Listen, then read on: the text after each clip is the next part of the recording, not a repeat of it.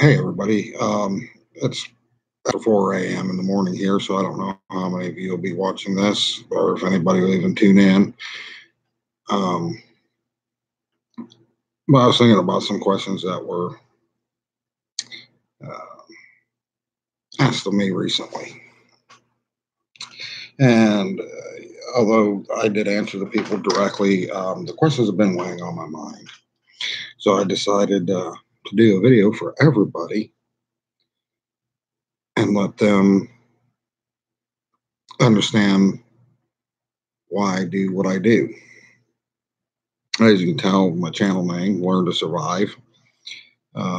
I deal with self defense and survival topics. And it's been a while since I've done a video because I've had a lot going on in real life.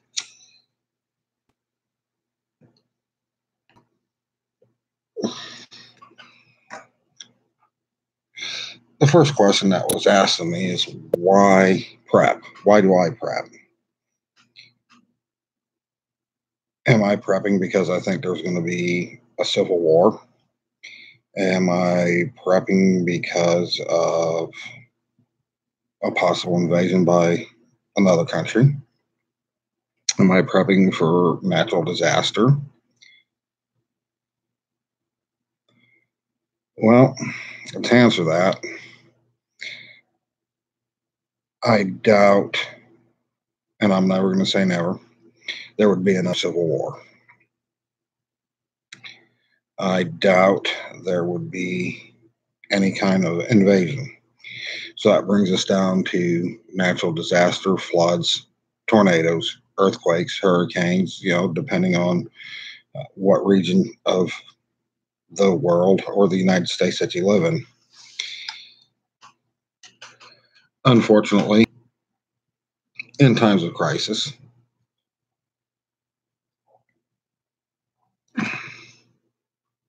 I have seen the best and the worst of human nature. Now, and prepping is because in a time of crisis, there's going to be a lot of stuff going on that you need to be ready for. Um, if you live in a bigger city, rape, murder, looting all becomes a reality. And if this is going to be something that takes a long period of time to overcome, how are you going to survive that? Are you going to stay put? Are you going to get out? If you bug out, where are you going to go? You know, is your gear there already? Do you have a place that's already stocked? Are you going to run to the woods somewhere? Are you going to run to a city? Are you going to stay put and defend what you have, defend your home? These are all questions that only you can answer. I know what I do, and hopefully you people thought about what you would do.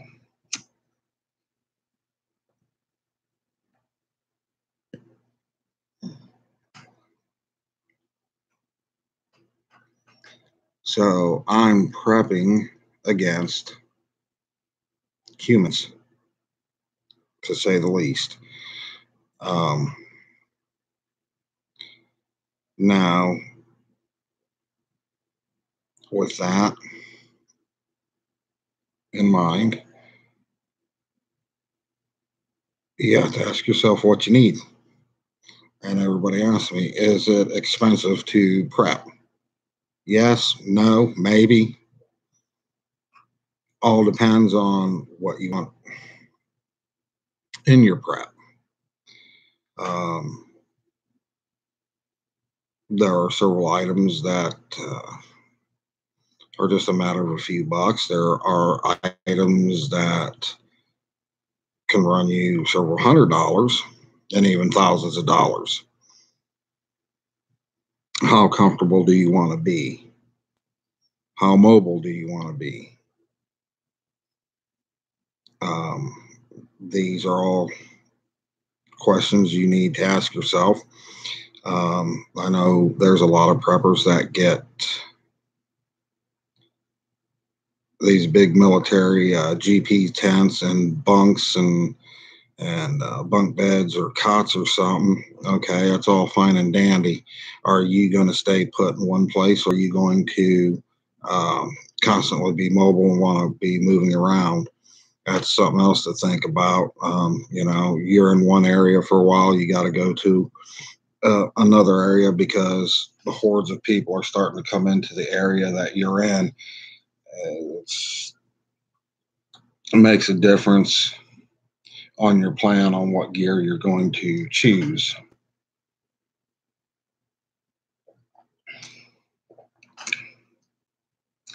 Should I save and hoard money for prepping? Not really.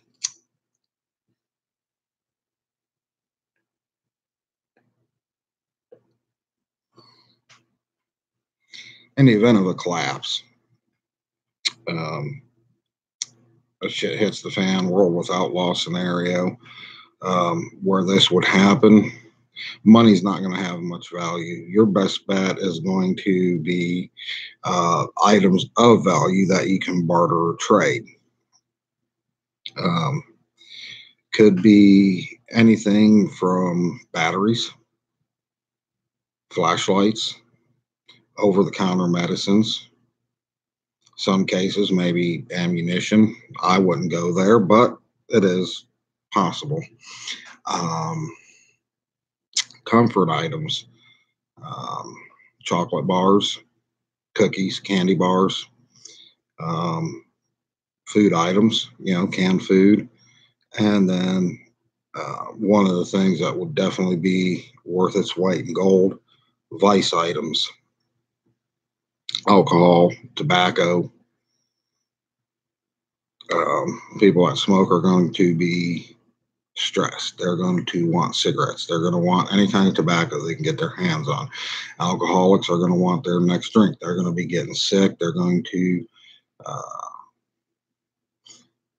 uh, getting jittery. So those are items that you can have around that would be a good barter item because these people will probably have things that to barter with. So keep that in mind.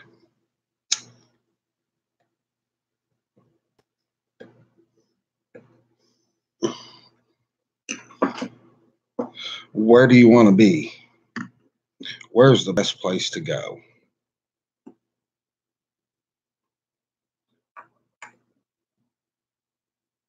Well, what is your mindset? Are you wanting to stay where you're at? How confident are you with your skills? How much do you know?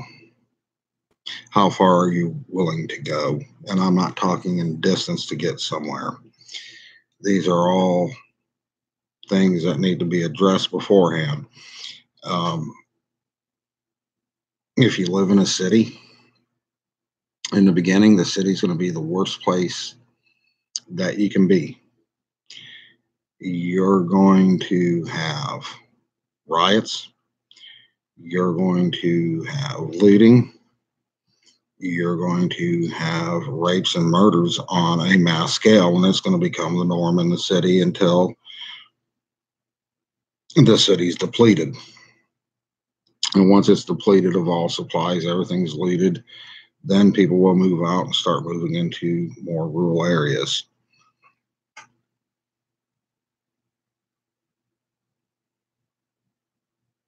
So your best bet is if you can get out and do it safely, is go to a rural area early. 58% of the people live in 150 counties out of the 3,000 counties in the United States. So there is a very small, well, compared to the rest of the United States, very small pockets that hold over more than half the population. Those are places I would try and avoid. Some of the other things that have been asked of me. How do I get there? No, you can certainly try by car. Um, but let's take I-65 for example. I-65 is an interstate, runs north and south from northern Indiana into, I think, Tennessee.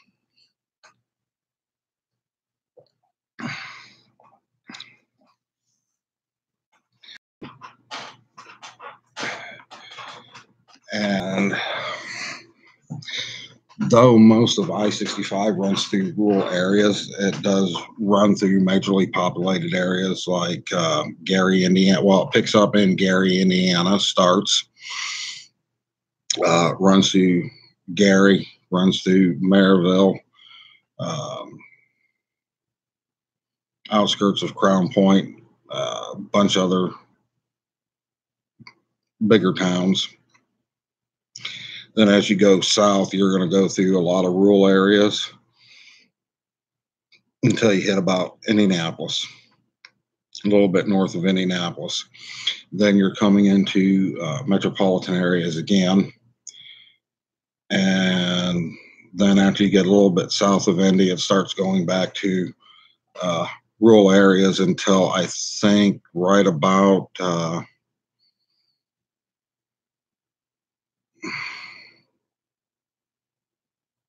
Nashville, Tennessee, and then if I remember correctly, it ends and changes over to 40 or something like that. It changes to another interstate that continues in a southerly direction. Another good example is the 405 in California, or the Pacific Coast Highway. In a major disaster, you would not be able to get down that road. You'd be sitting there gridlocked in traffic, and you'd be lucky at that point if you went 5 miles before your car ran out of gas, even if you had a full tank. So my best advice is take a car if you can, go as far as you can in that car, and then go on foot. Now, going on foot creates its own set of challenges on what route you're going to take. I know what I'd personally do, and I'm not going to give away all my tips and secrets here because I don't want everybody doing it. I don't want anybody knowing what I'm going to do that they can say, hey, okay, I know where this fellow's going. I know what he's got, et cetera, and how he's going to do it. And then say, hey, okay, hey, we'll sit at this point. We'll watch for him. Not going to happen.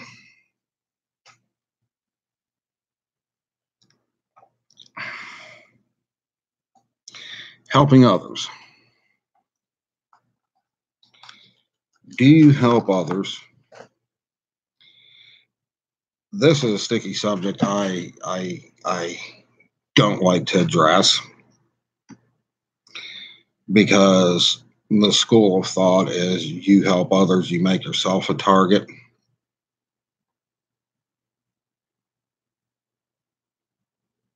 For them to kill you, take your stuff while you're asleep, beat the hell out of you and take your stuff. There's several questions to ask yourself if it's worth a chance. So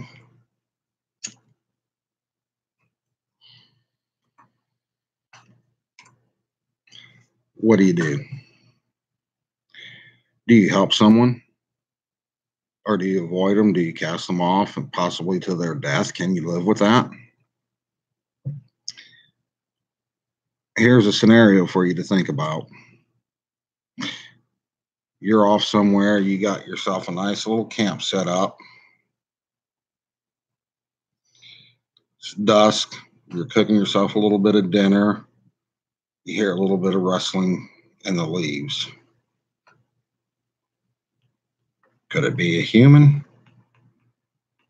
Could it be an animal? You don't know. So you take the precautions and you reach for your weapon. You have it handy. Off in the distance, a silhouette appears. gets a little bit closer. You bring your weapon a little bit closer. You're on high alert.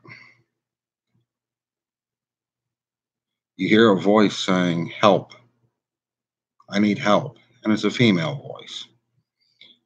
You let this female approach your encampment. She appears to be alone. What do you do?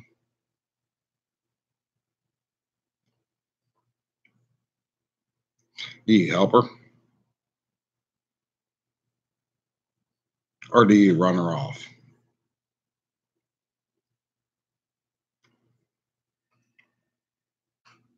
Two schools of thought on this. One, it could be a lone female that needs help.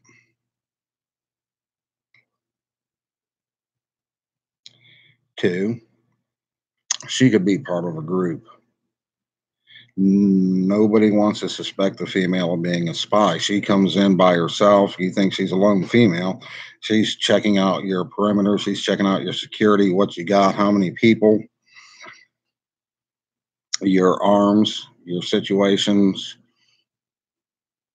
And chances are you're going to help her. And she's going to go back and tell her crew what you got, your security, your perimeter alarms, anything that you may have, gear wise, food wise. And in the middle of the night, a bunch of guys come in and beat the hell out of you, kill you, take your stuff.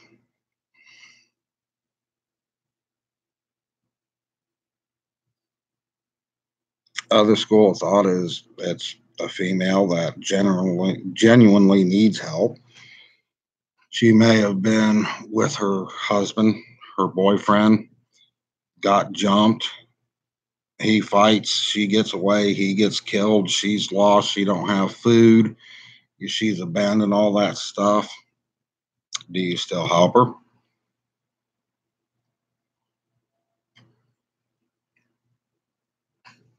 Does she have useful skills? If she has useful skills, do you want to bring her into your camp? The more people you have with skills that can work together, the better off you're going to be.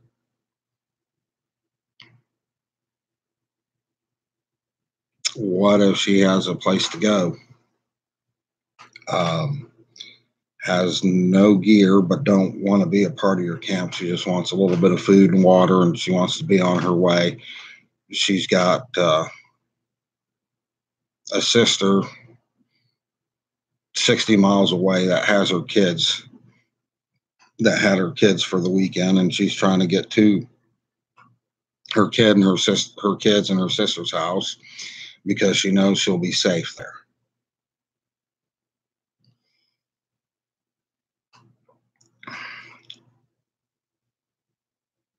Do you help her?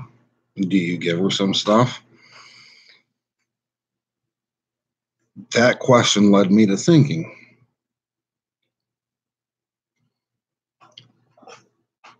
what would I give somebody? What am I willing to give? What am I willing to part with?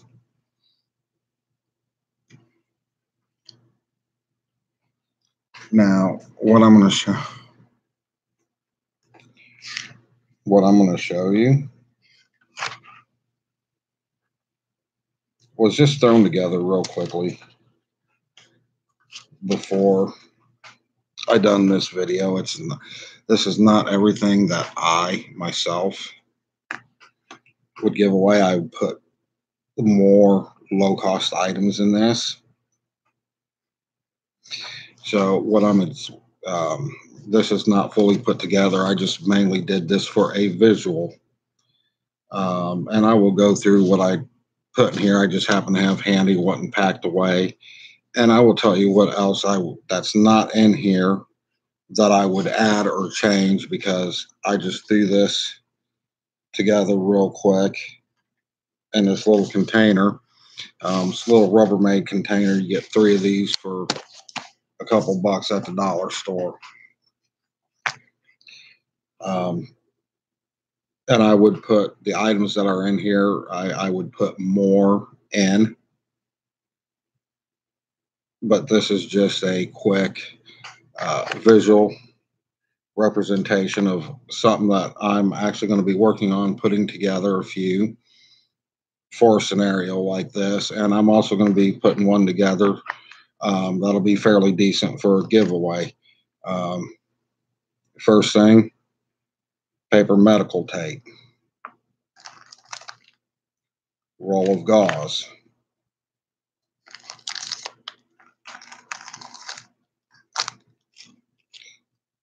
baggie, got some Band-Aids, hand sanitizers, antibiotic cream,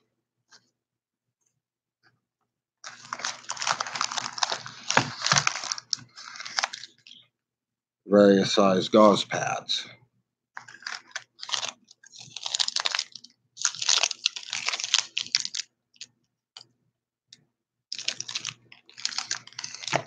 couple energy protein bars,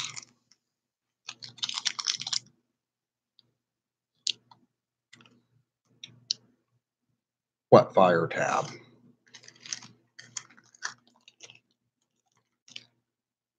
couple Coghlan's fire sticks,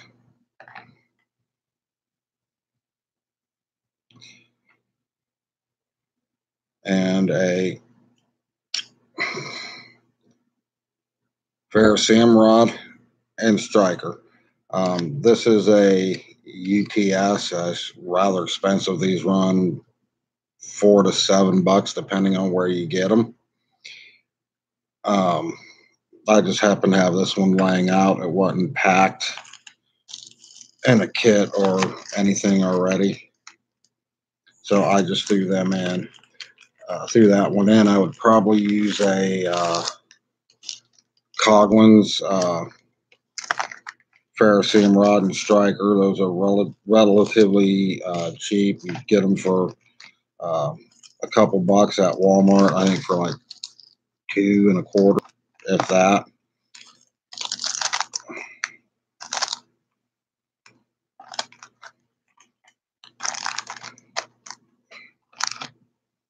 Um, they're relatively cheap. Just a matter of a couple bucks for the Coghlan's compared to the UTS brand. And Coghlan's is probably better, to be honest. Now, what I would add to this that's not in here because I don't have any out that was already packed. The little Band-Aid package, of course, I would put more Band-Aids in that. Probably another couple packets of the antibiotic cream. A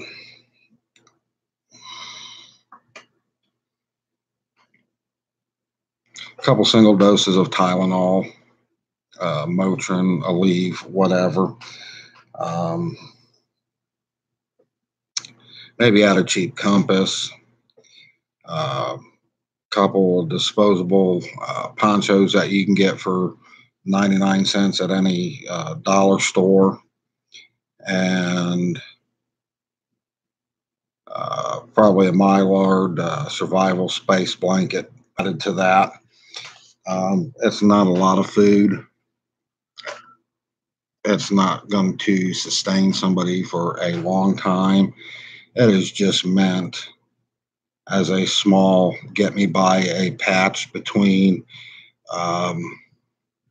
today and tomorrow, or today and 3 days from now. It's not perfect, but then survival never is perfect. It takes a lot to survive. And to be honest, it takes more luck than gear to survive. Gear does help. Gear does greatly increase your chances of survival. But you'd be surprised how many people survived with less, with just a a knife, and you know, they knew what they were doing. They knew how to use it and improvise with it and traded many different things, you know. But this is just a patch kit, a holdover. At least that young lady. If I gave her that, she has a way to make a fire. She'll have a poncho in there that she could use. She has a mylar blanket. The bars aren't going to fill you up, but they're going to um, provide you with some sustenance, some uh, energy to get you by, and hopefully that would help somebody get to where they're going, or to where somebody else would be willing to help them. And that was my idea I was thinking about tonight after somebody asked me that question. And I don't have a lot of people on this channel. I hope it picks up more. And I hope that some of you run across this video and see it. And feel free to inbox me any questions, or leave any questions down in the comments. And I will take the time to answer them all. And hopefully the day never comes where we need this gear. Hopefully it's just a waste of money and something that's going to sit around and gather dust. I wish you guys all the best. Stay safe, be ready, and be kind to one another.